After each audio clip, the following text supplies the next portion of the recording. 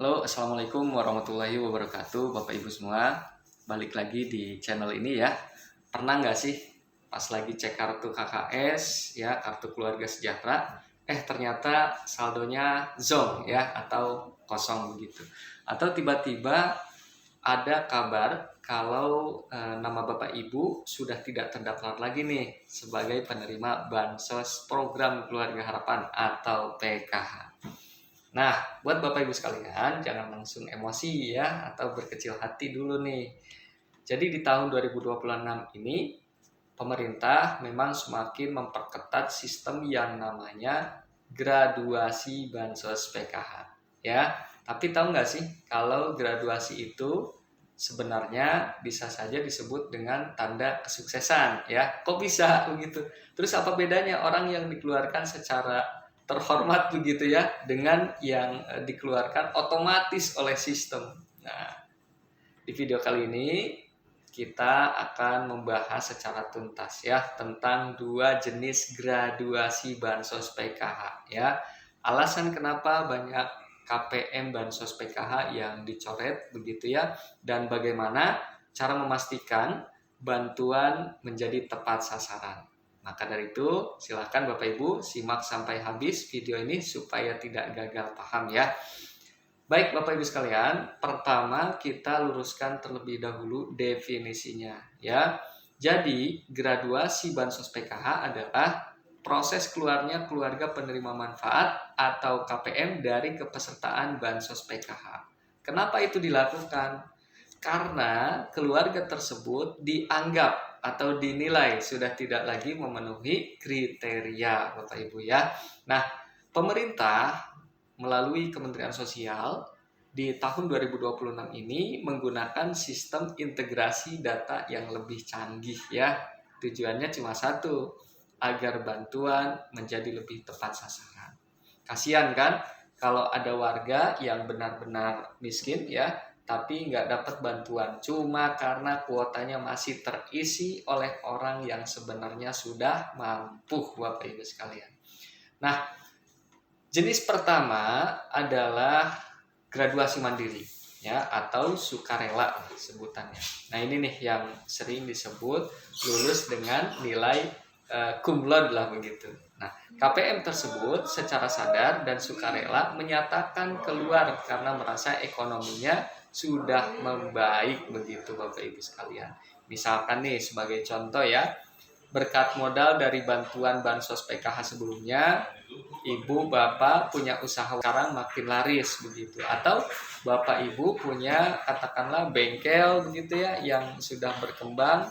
Nah, di tahun 2026 ini pemerintah memberikan apresiasi khusus ya bagi keluarga penerima manfaat graduasi mandiri ya, berupa akses modal usaha yang lebih besar lewat program pemberdayaan ekonomi begitu ya. Jadi keluar dari Bansos PKH bukan berarti diputus hubungannya, tapi naik kelas ke level mandiri Bapak Ibu sekalian.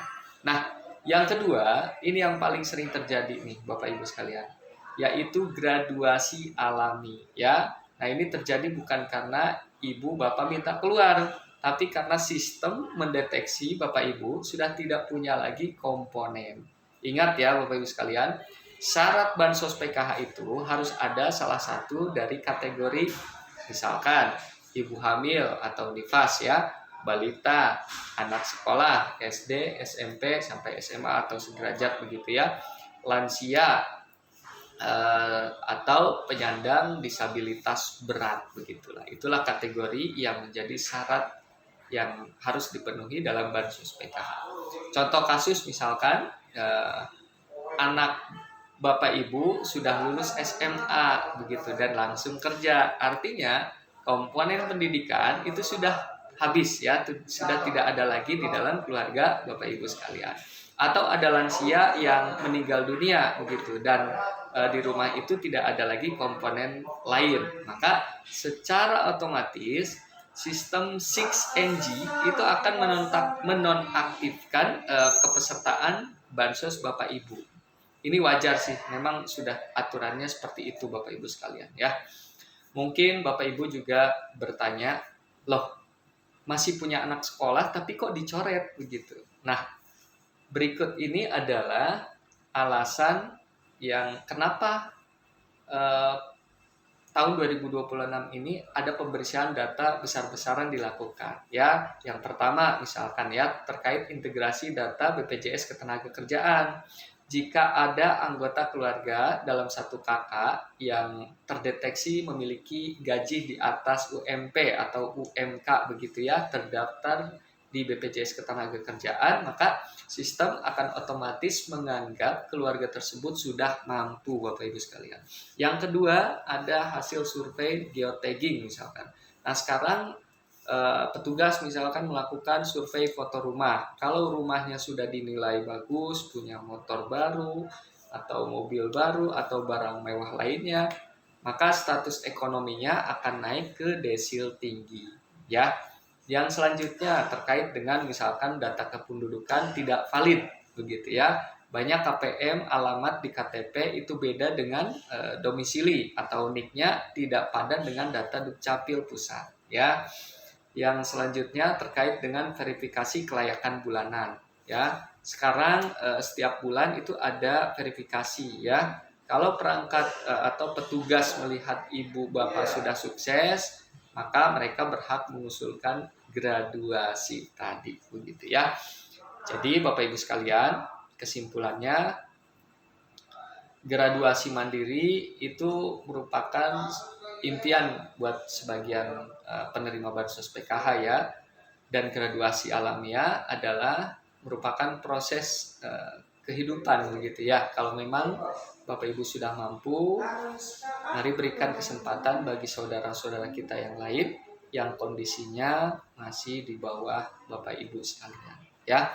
Jadi buat Bapak Ibu yang merasa masih sangat membutuhkan tapi graduasi karena kesalahan data, maka Bapak Ibu segera lapor ke petugas ya, atau ke operator 6NG yang ada di desa atau kelurahan masing-masing untuk sanggah atau perbaikan data Bapak Ibu sekalian ya.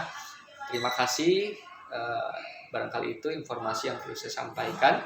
Silahkan share informasi ini ke grup WhatsApp ya, WhatsApp keluarga, saudara, warga begitu, atau grup RT RW ya. Mudah-mudahan semuanya teredukasi dan mendapatkan informasi yang mudah-mudahan bermanfaat buat mereka ya.